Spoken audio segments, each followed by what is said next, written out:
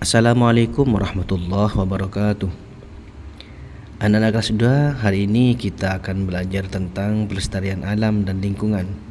Semoga dengan pembelajaran hari ini kita semakin paham bagaimana cara menjaga alam sebagai bentuk syukur kepada Allah Subhanahu wa taala.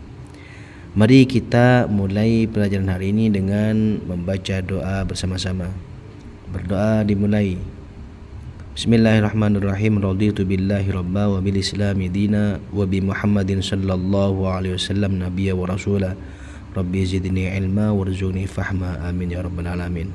Berdoa selesai. Tujuan pembelajaran kita hari ini, yang pertama, peserta didik dapat menganalisis isi kandungan Quran surah Ar-Rum ayat 41. Yang kedua, peserta didik dapat menghubungkan pesan dalam ayat dengan fenomena kerusakan lingkungan yang terjadi saat ini. Ajaran Islam tentang pelestarian alam dan lingkungan. Anak-anakku sekalian, dalam ajaran Islam, kita diperintahkan untuk menjaga dan memelihara alam. Alam adalah amanah dari Allah Subhanahu wa taala yang harus kita rawat agar tetap lestari. Allah menciptakan bumi, laut, hutan, udara, dan segala isinya untuk kemaslahatan manusia, bukan untuk dirusak. Karena itu, merawat lingkungan berarti bagian dari ibadah dan wujud rasa syukur kita kepada Allah Subhanahu wa taala. Pengertian pelestarian. Pelestarian artinya berupaya memelihara, melindungi, dan menjaga agar alam tetap lestari, bersih, sehat, serta dapat dimanfaatkan secara berkelanjutan untuk generasi sekarang maupun yang akan datang. Nah, anak-anakku sekalian, sekarang siapa yang harus melakukan pelestarian alam dan lingkungan? Ada yang tahu? Tentu jawabannya adalah manusia. Mengapa? Karena manusialah yang menempati, memakai, memanfaatkan, dan memiliki. Maka manusia juga yang harus menjaga dan melestarikannya. Oleh sebab itu, manusia juga yang memiliki kewajiban untuk menjaga, merawat, dan melestarikannya demi kelangsungan hidup bersama.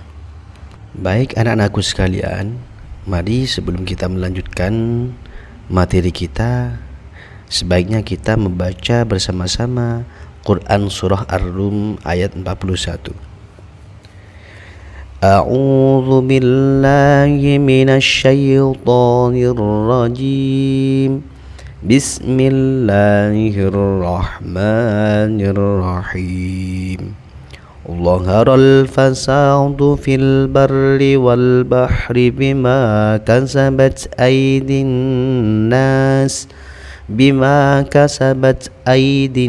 nas liyudhiqahum ba'dalladzi 'amilu la'allahum yarji'un.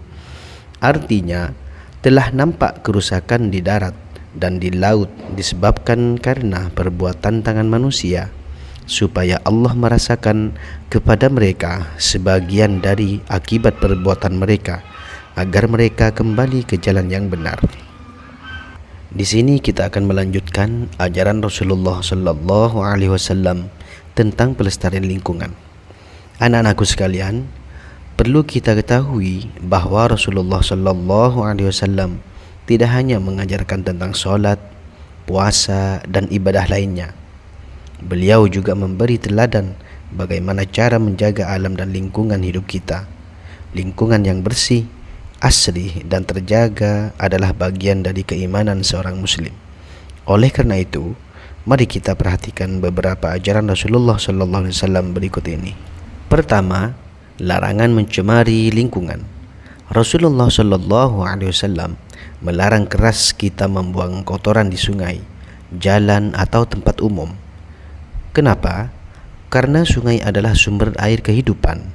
Jika sungai tercemar, maka air menjadi kotor, ikan mati, dan manusia akan sulit mendapatkan air bersih. Begitu juga dengan jalan dan tempat umum. Kalau kita buang sampah sembarangan, maka orang lain akan terganggu, bau tidak sedap muncul, bahkan bisa menimbulkan penyakit. Jadi, menjaga kebersihan adalah bagian dari ajaran Nabi dan bukti kita peduli terhadap sesama. Kedua, larangan membakar perkebunan. Rasulullah sallallahu alaihi wasallam juga mengingatkan agar manusia tidak merusak atau membakar perkebunan. Tanaman dan lahan produktif adalah sumber makanan dan rezeki bagi banyak orang. Kalau perkebunan dibakar, tanah menjadi gersang, hewan-hewan mati, dan manusia kehilangan sumber pangan. Api yang tidak terkendali juga bisa menimbulkan kebakaran besar.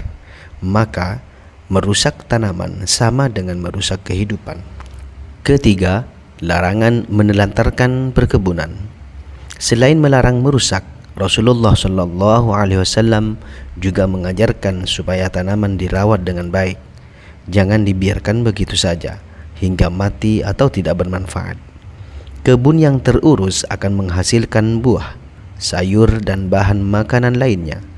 Tetapi jika ditelantarkan, kebun akan rusak, tanah tandus, dan tidak ada lagi yang bisa dipanen. Menjaga kebun berarti menjaga keberlangsungan hidup manusia dan makhluk lainnya. Ajaran Rasulullah sallallahu alaihi wasallam tentang pelestarian lingkungan yang terakhir, yaitu perintah menanam pohon.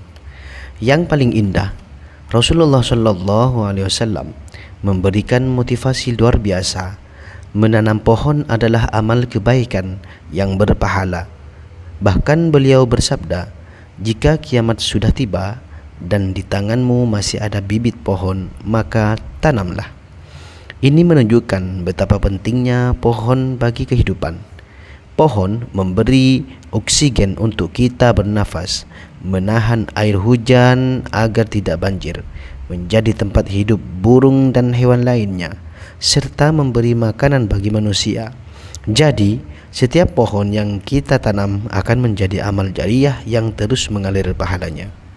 Anak-anakku sekalian, ada banyak manfaat yang akan kita peroleh ketika kita menjaga pelestarian alam dan lingkungan. Yang pertama, ketaatan kepada Allah Subhanahu wa taala. Yang kedua, menjaga kehidupan generasi mendatang. Yang ketiga, mewujudkan kehidupan yang sehat dan bersih. Yang keempat, menjadi amal jariah. Yang kelima, menumbuhkan sikap syukur. Dan yang terakhir, mencerminkan akhlak mulia. Akibat pencemaran alam dan lingkungan. Anak-anakku sekalian, ada beberapa akibat ketika terjadi pencemaran alam dan lingkungan. Yang pertama, mendatangkan murka Allah Subhanahu wa taala. Karena manusia merusak bumi sebagaimana yang telah kita baca Quran surah Ar-Rum ayat 41 di atas, bahwa kerusakan itu akan terjadi oleh ulah manusia. Yang kedua, rusaknya keseimbangan alam. Ketika terjadi pencemaran alam dan lingkungan, maka akan terjadi banjir, kekeringan, dan tanah longsor. Yang ketiga, hilangnya keberkahan hidup. Tanaman gagal panen, hewan mati, hasil alam berkurang. Yang nomor 4, mengancam kesehatan manusia. Akan terjadi timbulnya penyakit akibat udara, air, dan tanah yang tercemar. Yang kelima, mengurangi kualitas ibadah. Lingkungan kotor membuat susah menjaga kesucian. Yang keenam, hilangnya nikmat Allah. Udara segar, air bersih, dan keindahan alam tidak lagi dinikmati. Yang terakhir yaitu tanggung jawab di akhirat. Manusia akan dimintai pertanggungjawaban atas kerusakan itu. Baik anak-anak sekalian, materi kita tentang pelestarian alam dan lingkungan sudah kita pelajari bersama. Maka kita bisa tarik kesimpulan dari penjelasan tadi. Yang pertama, manusia sebagai khalifah di bumi wajib menjaga kelestarian alam. Yang kedua, Islam melarang perusakan lingkungan dan mendorong pemeliharaan bumi. Yang ketiga, Rasulullah mencontohkan cara menjaga lingkungan melalui larangan dan perintah yang bijak. Yang terakhir yaitu melestarikan alam berarti menjaga keberlangsungan hidup generasi mendatang. Alhamdulillah, Penjelasan kita pada materi pelestarian alam dan lingkungan sudah selesai. Semoga apa yang telah dipelajari hari ini dapat bermanfaat, menambah wawasan serta menumbuhkan kepedulian kita untuk selalu menjaga alam sekitar. Saya menyadari bahwa dalam penyampaian materi ini masih terdapat banyak kekurangan. Oleh karena itu, saya mohon maaf yang sebesar-besarnya. Semoga Allah Subhanahu wa taala senantiasa memberikan kita kekuatan untuk terus belajar dan mengamalkan ilmu yang bermanfaat. Wassalamualaikum warahmatullahi wabarakatuh.